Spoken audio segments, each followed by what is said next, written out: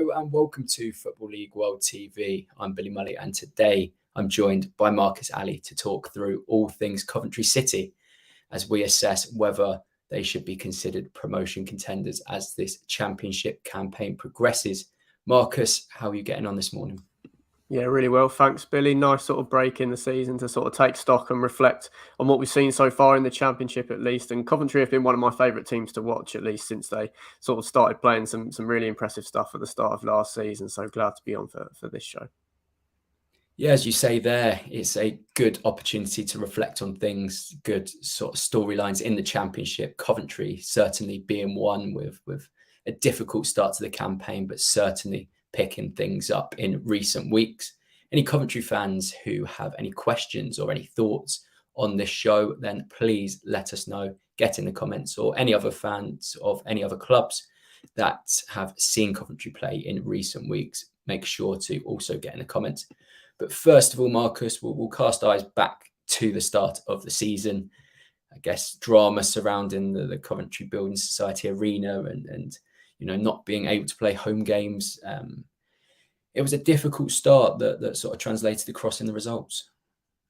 Yeah, absolutely. It was hard at the start of the season. You kind of want to be able to quickly get that sharpness up, even if results don't begin as you would like.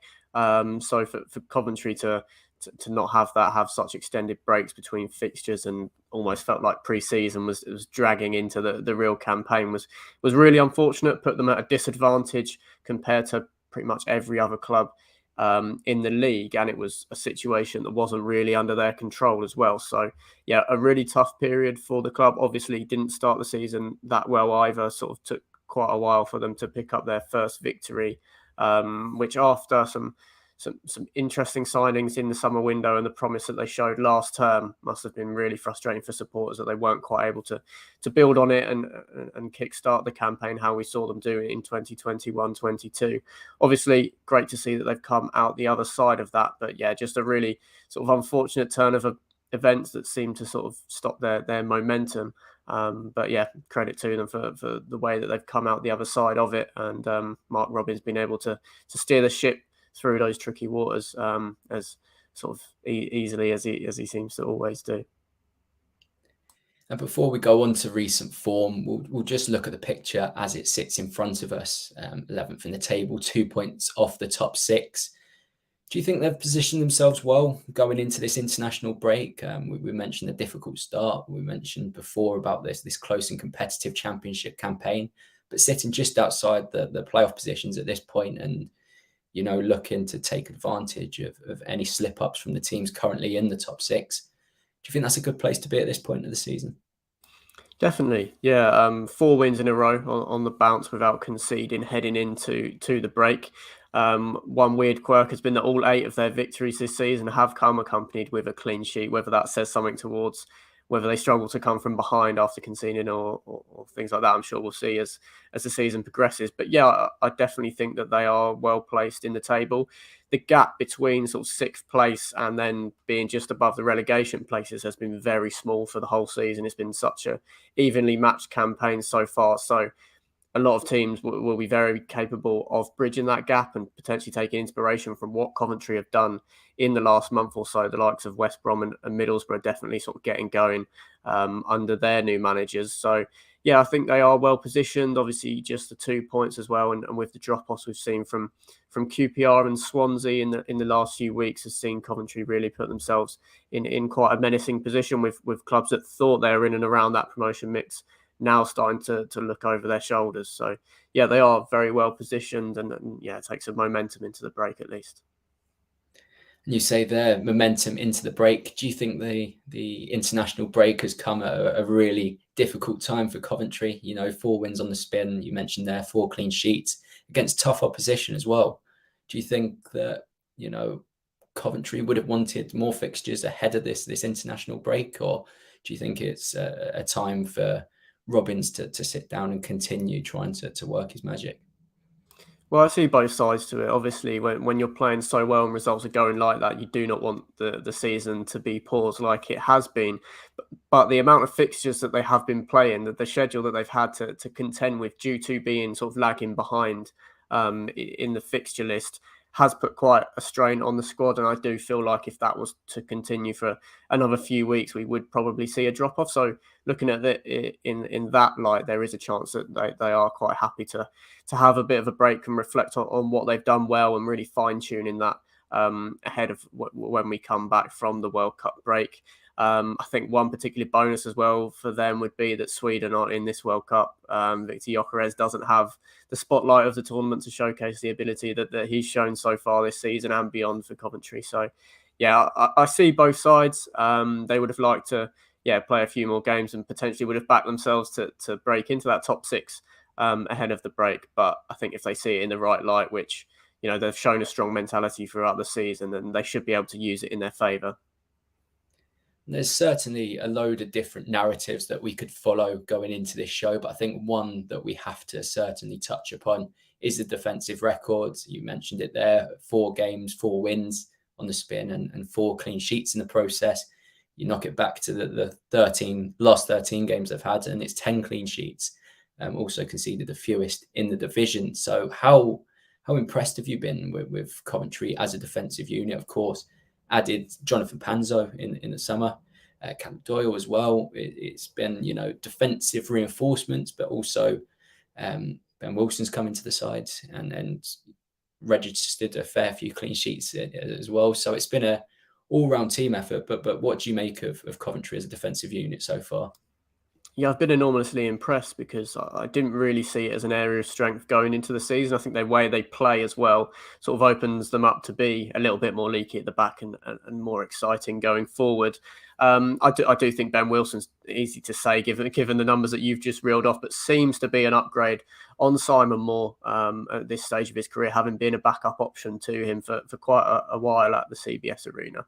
And yeah, I've been hugely impressed by the performances of Callum O'Hare at the heart of that back three. He's going to be 36 come February, but really is at the peak of his powers at the moment. Great to see a player that's sort of taken the non-league route to come back and revitalise their EFL career, potentially be on the brink of promotion to the Premier League at some stage this season. So I think he's been a real key figure at the heart of that back line. If supporters had to vote for their player of the season so far, I think he'd be well in the conversation. I do agree with you though. I think Jonathan Panzo has been a really excellent pickup on loan from Nottingham Forest. Cov have been so strong in the loan market over the years during Mark Robbins' time at the helm, and Panzo on that left-hand side of the back three is a real luxury player. Obviously didn't get too many minutes in the second half of last season for Forest, and it seemed like a nice fit, but at least one that was going to be interesting to monitor how he sort of settled into regular minutes at championship level. But he really is starting to go from strength to strength now. I like the wing backs as well. I think Josh Eccles is having something of a breakthrough season, has already played, I think, almost triple the appearances that he made last season. I think he's 22 years old now and starting to become a more key member of the first team, offering decent defensive cover at right wing back. And then on the other side, you've got Jake Bidwell, much more experienced championship head, but another really excellent piece of business last January, really real shrewd pickup. Someone that offers great cover and can contribute in the final third as well. So I think that's helped their defensive process improve as well. And obviously Eccles stepping in, credit to Robbins for putting him in that role with the injury struggles that Fankati Darbo's had this season, and Todd Kane not being as prominent a figure as he was last term as well. So yeah, so many players contributing to that upturn in their defensive performances. But yeah, I do love seeing Callum O'Hare and sort of marshalling that back line. He's a box office defender at this level. And we've had a comment here from Jamie Martin. Considering the squad depth of Cov, I think the break will do us okay. We have a few players out injured and the amount of games we're all going to have to play after the break. So yeah, echoing what you said there, Marcus, about the break potentially coming at a good time. We'll go on now to Mark Robbins. I think you've already spoken your appreciation of him, but he is widely regarded as one of the best managers in the EFL. Of course, entered difficult form at the start of the campaign, on the field and off the field issues, both playing a part in that. But does that speak volumes of the kind of character he is and the ability he has in terms of his managerial career? You mentioned there the ability he has to pick up loan players and turn them into, gems. And we're sort of seeing that again. I guess this is a moment for your appreciation of Mark Robins. Yeah, it's an unbelievable job, really, when you look at it in total. He's had so much thrown at him in his time at Coventry, so we shouldn't really be too surprised that he's taken their off-pitch sort of, well, difficult situation at the start of the season in his stride and seen them come through it in such style. They were adrift at one stage. Supporters would have been sort of having nagging concerns in the back of their mind about being involved in the relegation battle as they were the season before last. But to come through it and show some of the performance levels that we saw last season deserves so much credit. I think the quality that they've got in the final third would have helped with keeping that belief going, even when they were sort of a few points away from safety, knowing that they had the games in hand to really pull themselves back into a strong position. But yeah, Robins, I think, particularly with Nathan Jones leaving Luton in the last week or so, you could probably say from managers currently in a job in the EFL, he has performed the best job at his club that he's still at across the three divisions. So yeah, a really outstanding manager, excellent tactician. And yeah, I'm sure he'll be even more hungry to try and crack the top six with the Sky Blues this season, given how close that they came at times last term. We've got another comment here, Sky Blue Fans TV, saying Robins is the best manager in the Championship, and it's hard to argue, and it certainly does make a contender. Also, Sky Blues Fan TV have got back in contact saying that their best 11 is a match for any Championship team. A lot depends on what happens off the pitch, RE, CBS and ownership, also the January transfer window. But another fair comment given what we've seen from the Sky Blues so far this season. We'll go on to Viktor Gyökeres, of course, a real bright spark for Cov going forward. A player who can score goals, player can hold the ball up and bring others into play. He ticks a lot of boxes from what you want from a modern day forward. Just how impressed have you been with the division's joint top goal scorer? Yeah, enormously impressed with Gyökeres. He's someone who last season he got 17 league goals, but considering he went off like an absolute bullet at the start of the season, there was a bit of a dip in form and a regression, at least in his goal scoring numbers. So I wasn't completely certain that he would hit those heights this season, but ever since the first game of the season, he's been a joy to watch, really. He's matured so much since joining Coventry after a pretty hit and miss loan spell at Swansea City. Pace, power, one of the best sort of dribbling ability for a number 9 we've seen in the Championship. He's a Premier League player in waiting. I've got no doubt about that. I think he's got the physical capabilities to hold his own as a lone striker. Is also adept at bringing other players into the game. So yeah, I've been hugely impressed with him, and there's also been a bit more importance on his performances, you could probably say, because of the fitness struggles of Martin Waghorn and Matty Godden in offering cover options for Mark Robins. So yeah, he does look like one hell of a player and someone that is probably on the radar of quite a lot of Premier League clubs. I think potentially Brighton even regretting letting him go, considering the performances that he's been putting in this season. Does look like a really complete striker and someone that, yeah, I personally don't think we're going to be seeing playing at this level for too much longer. And we sometimes mention when we speak about Coventry the big three, Viktor Gyökeres being one of them, Callum O'Hare returning from injury being another. Just with O'Hare returning to fitness, got this break now to fully hit his stride again and fully get back to what he's capable of doing. We've seen glimpses, of course, of what he can do in the last few games, providing an assist for Gyökeres. How important do you think O'Hare will be? We've mentioned his name in association with being important a lot before, but coming into what we expect to be a push for promotion or at least the playoffs, is he somebody that can carry that kind of weight with him? I think so, yeah. It's no coincidence that they've been on the run that they have been since O'Hare's return to the side. That said, I think he may be one of the more replaceable players of that trio that we spoke of, and it did seem like the Sky Blues did turn a corner just before he was reintroduced to the side. But he's such a quality player at this level. 24 years old, pushing. Will be nearing his 25th birthday, I think, same as Gyökeres, but he's a player that's clearly got ability above the level in the future. Still not very clinical. He's hasn't opened his account yet this season. I can see him doing that shortly after the break. Chipping in with 2 assists in 7 championship appearances.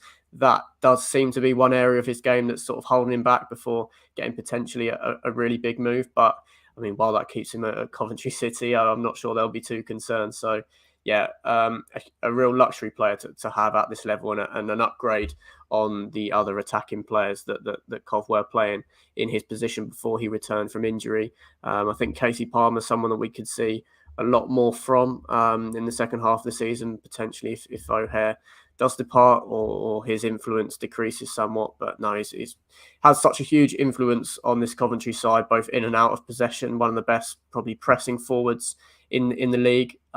So yeah, he's been a really exciting watch, a player that Robins has moulded into one of the best in his position at the level. So yeah, he's a huge player for Cov, and one who will have a big say if they are to push on and run the top 6 close this season. And your thoughts there about Casey Palmer, echoed by Sky Blues Fan TV, saying about Casey Palmer and how interesting it will be to see how he develops as a Cov player. Also an indication of Ben Sheaf and Jamie Allen there. Of course, Jamie Allen's been tasked with playing slightly deeper in midfield, but has also been slightly more advanced. Ben Sheaf, a real good passer of the ball, reads the game incredibly well. Another 2 players that probably helps us to suggest that, you know, Coventry have a very, very strong starting 11. They've got a very strong squad this year.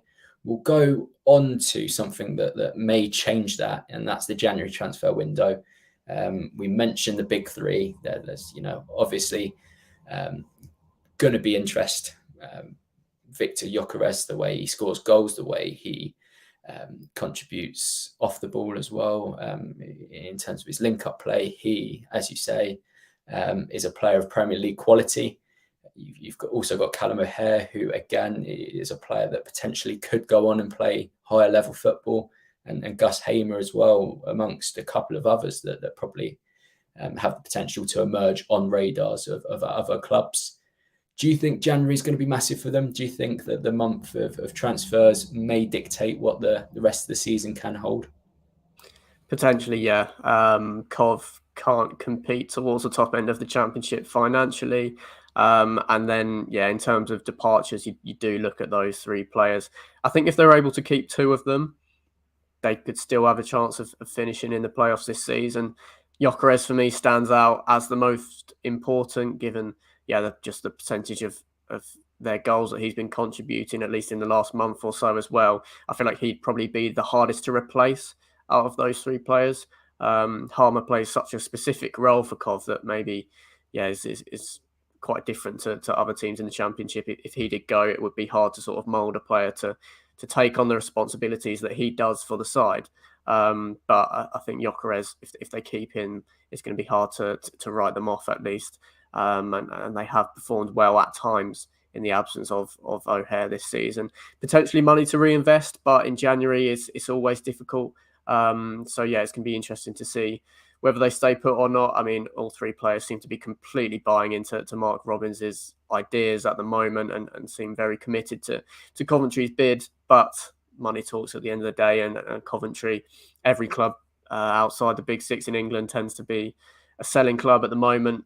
So yeah, there might be some tricky times in the January transfer window, but moving out of that, I think if they do keep 2 of the 3, potentially Gyökeres being 1, they're still in with a great chance. And do you see depth being needed? We know in the Championship, well, especially in a season like this where games have to be played at a rather quick pace because of this World Cup, do you think that depth is needed? Something that I imagine would certainly need addressing should one of the big 3 go, or 2 of the big 3 go.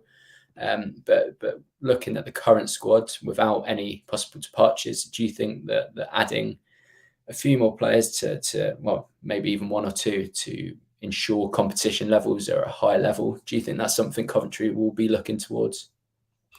Yeah, I think another centre back could maybe help the depth chart a little bit. Lost Dom Hyam at the back end of the summer transfer window and didn't really replace him going to Blackburn.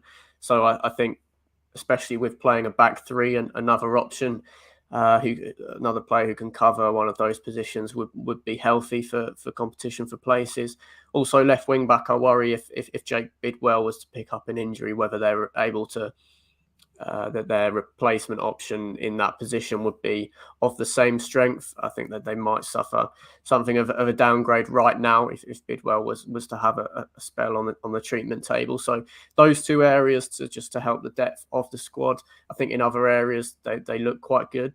Obviously, Godden and Waghorn's injuries, you'd want them to be sort of close to a return at least.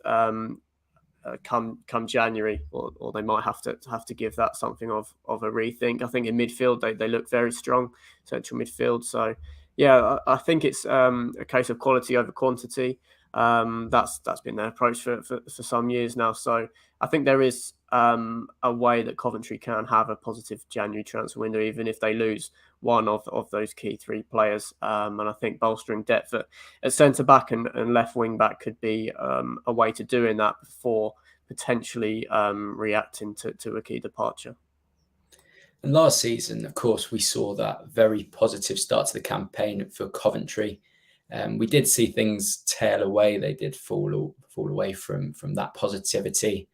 Do you think that falling away from that kind of positive, promising situation is a worry going into the back end of this campaign? Something that, Mark Robins will be wary of? Well, yeah, there is a very similar squad to what was in place last season, where they didn't quite live up to the promise that they showed right at the start. However, it doesn't bother me, to be honest, in terms of their credentials to finish in the top six. I think, if anything, it makes them hungrier to go one better this time around. I'm sure that Robins would have learnt from it and reflected on it. I think they were quite unlucky last season. And the Championship for me isn't as strong as the division as it was last season. I think competing for those top six spots might be a little bit easier for Cov this time around. I can see the top four pulling away. I can see potentially a group of Sheffield United, Burnley, Norwich and Watford pulling away towards the top of the division and leaving two spots up for grabs towards the end of the campaign.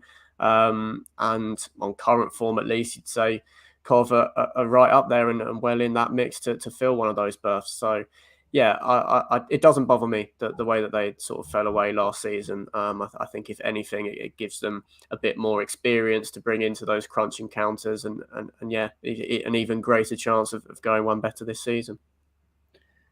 Putting you on the spot there, Marcus, from everything we've been talking about so far, should Coventry be taken seriously in this promotion race? 100%. Yeah, you're in the promotion race if you finish in those top six places. They're 2 points off with a game in hand, having won 4 on the bounce. Some of the players they've got in that squad will be the envy of the rest of the division. So yeah, there's no doubt in my mind that they're well in the mix. Yeah, carrying a lot of momentum at the moment. Supporters completely behind the manager. A nice balance of youth and experience in the squad, players reaching their peak, players with their best years ahead of them, potentially even playing for potential moves to further their careers in future transfer windows. So yeah, I definitely think Coventry are well in the mix, and the likes of QPR and Swansea that we've seen drop off just before the World Cup break will definitely be worryingly looking over their shoulders. There's so many teams, it's very open. There's so many teams in this conversation at the moment, but Coventry are definitely one of them. Exciting times ahead for Coventry for sure. Well, thank you very much, Marcus, for joining me today, and thank you for getting involved in the comments, and thank you for watching at home. We'll wait and see what this season could possibly hold for Coventry. Of course, it's a very, very close championship at the moment, and with 4 weeks without any football, that's not going to change. If you've enjoyed today's show, then please hit the like button and subscribe to us on our YouTube channel, FLW TV. But until next time, it is goodbye from us.